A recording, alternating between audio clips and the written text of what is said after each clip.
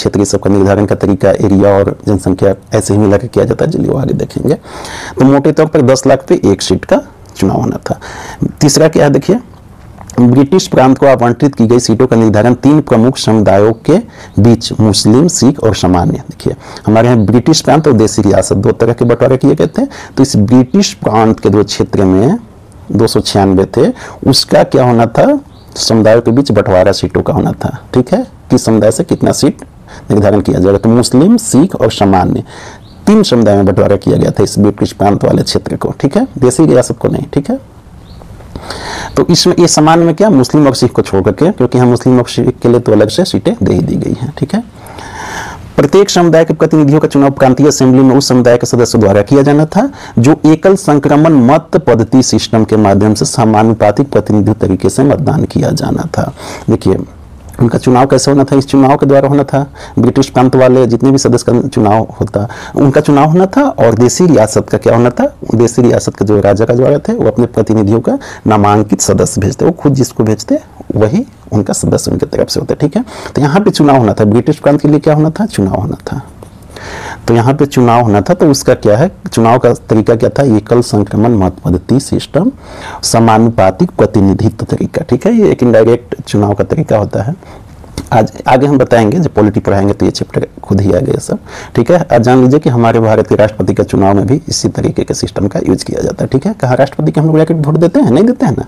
कौन देते हैं, सांसद के सदस्य देते हैं, विधानसभा के सदस्य देते हैं, सांसद के लोकसभा राज्यसभा के दोनों देते हैं। ठीक है, तो क्या है, यही प्रतिनिधित्व तरीका से यही चुनाव का तरीका है। ठीक है, वैसे ही हुआ था, डायरेक्ट नहीं हुआ था वोटिंग।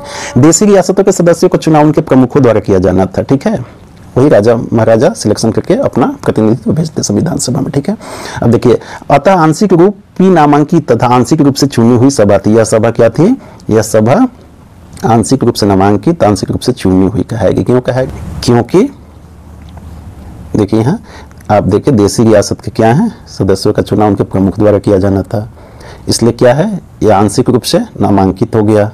और आंशिक रूप से चुनी हुई क्यों, क्योंकि 389 में से 296 जो ब्रिटिश प्रांत के हैं उनका चुनाव होना था, वही समानुपातिक प्रतिनिधित्व प्रणाली सिस्टम के तहत से। ठीक है, देसी रियासतों की सीटें नहीं भर पाई क्योंकि उन्होंने इससे अलग रहने का निर्णय लिया। ठीक है, बाद में ये शामिल हुए थे।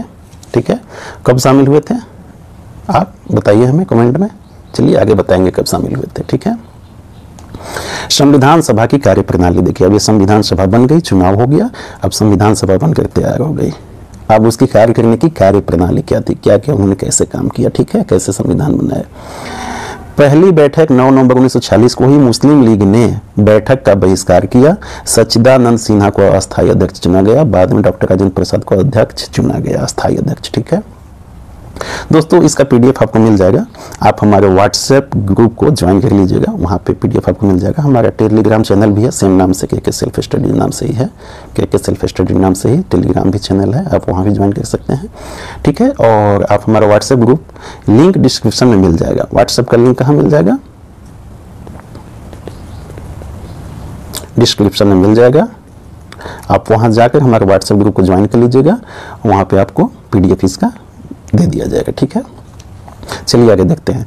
तो डॉक्टर राजेंद्र प्रसाद अस्थायी अध्यक्ष हो गए। ठीक है, 2 दिन बाद ही चुन लिया गया था, 11 नवंबर को ही बन गए थे ये अस्थायी अध्यक्ष। ठीक है, अब देखिए क्या है, अस्थायी अध्यक्ष बनने के बाद 13 दिसंबर 1946 को पंडित नेहरू ने ऐतिहासिक उद्देश्य प्रस्ताव पारित किया। ठीक है, उद्देश्य प्रस्ताव, ये आप ध्यान रखेंगे, पंडित नेहरू ने क्या पारित किया, उद्देश्य प्रस्ताव। ठीक है, इसमें संवैधानिक संरचना के ढांचे और दर्शन की झलक थी। इस उद्देश्य प्रस्ताव में क्या थी, संवैधानिक संरचना के ढांचा और दर्शन। ठीक है, ढांचा मतलब उसका प्रारूप क्या होगा मोटा मोटी, और दर्शन में उसके विचार क्या होंगे, किस आधार पर बनाया जाएगा, फिलॉसफी।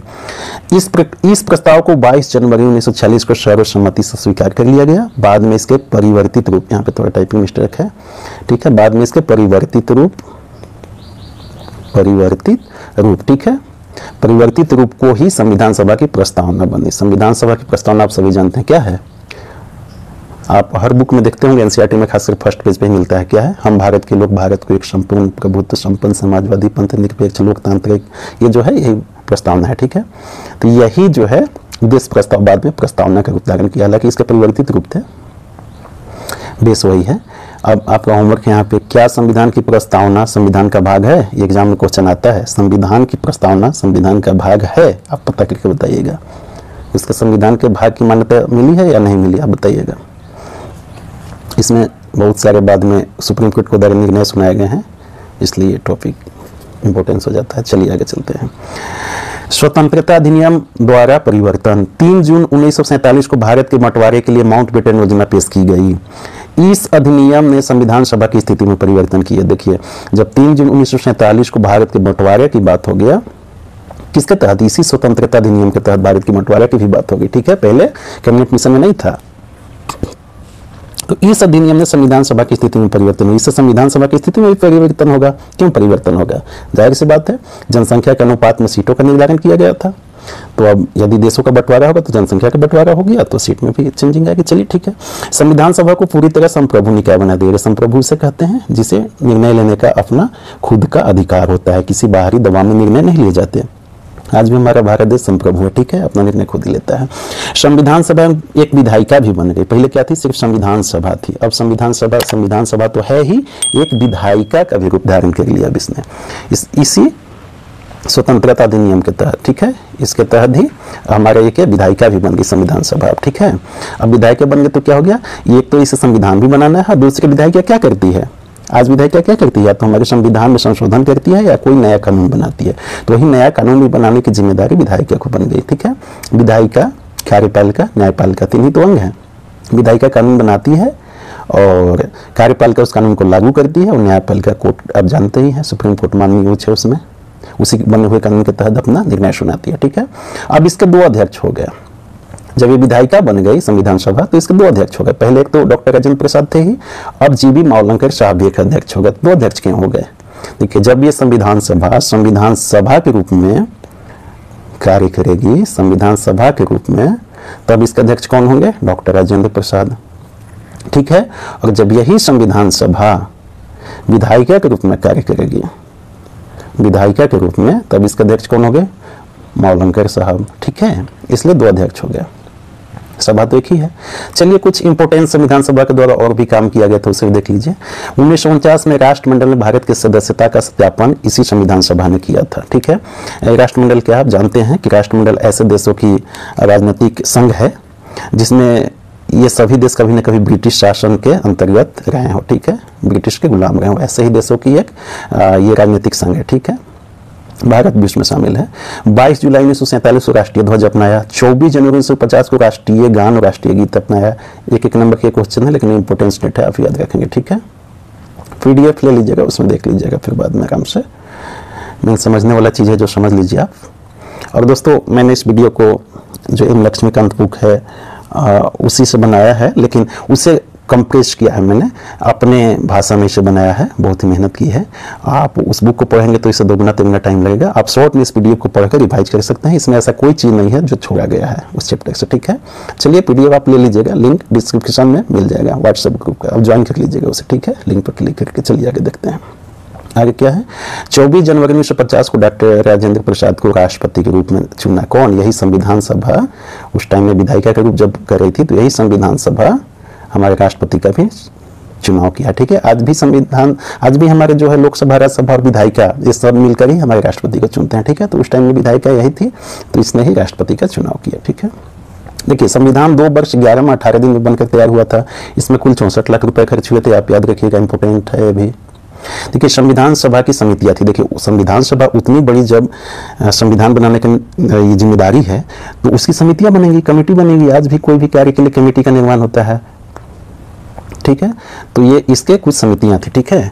तो चलिए संविधान सभा के समितियों को देखते हैं। संविधान सभा ने संविधान के निर्माण से संबंधित विभिन्न कार्यों को करने के लिए कई समितियों का गठन किया।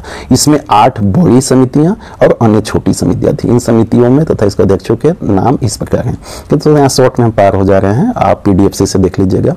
बड़ी समितियां क्यों टाइम बर्बाद कर रहे हैं? बड़ी समितियां में कौन है? संघ शक्ति समिति के जवाहरलाल नेहरू, संघीय संविधान समिति के जवाहरलाल नेहरू, प्रांतीय संविधान समिति के सरदार पटेल, प्रारूप समिति के भीमराव अम्बेडकर। देखिए, इन सभी समितियों में प्रारूप समिति सबसे इंपोर्टेंट था, इसीलिए हमारे आज बाबा साहब अम्बेडकर को संविधान निर्माता के रूप में जाना जाता है, ठीक है। तो ये प्रारूप समिति हम आगे बताएंगे, ये सबसे इंपोर्टेंट समिति, कमेटी थी, ठीक है।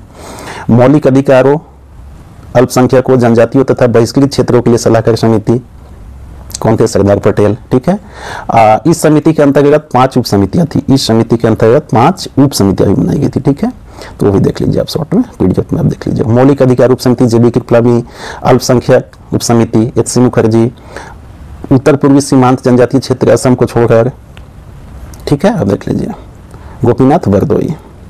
छोड़े गए, आंशिक रूप से छोड़े गए क्षेत्रों के लिए कौन? ए.वी. ठक्कर। ठीक है, अब देख लीजिए प्रक्रिया नियम समिति डॉक्टर राजेंद्र प्रसाद। राज्यों के लिए समझौता करने वाली समिति जवाहरलाल नेहरू। देखिए राज्य से समझौता करने का बहुत बड़ा काम है, इसके जवाहरलाल नेहरू ही थे। संचालन समिति डॉक्टर राजेंद्र प्रसाद। ठीक है, दोस्तों संविधान सभा के अध्यक्ष डॉक्टर राजेंद्र प्रसाद हैं।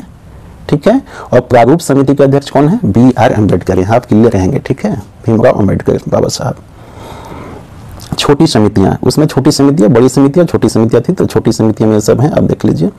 वित्त कर्मचारी स्टाफ समिति राजेंद्र प्रसाद, ये जो भी है सदन समिति बी पटाभी सीतारमैया, आप देख लीजिए, इसको आप पीडीएफ में पढ़ लीजिएगा। ठीक है, ये समिति और उसके अध्यक्ष के नाम है, अब इस देख लीजिएगा। ठीक है, ठीक है, संघीय संविधान समिति संबंधी समिति नलिनी रंजन सरकार। ठीक है, प्रारूप संविधान की जांच के लिए विशेष समिति जो जवाहरलाल नेहरू। देखिए प्रारूप संविधान की जांच के लिए जो प्रारूप समिति थी, प्रारूप संविधान की जांच के लिए वो विशेष समिति बनाई गई थी, उसके भी अध्यक्ष खुद जवाहरलाल नेहरू है। ठीक है,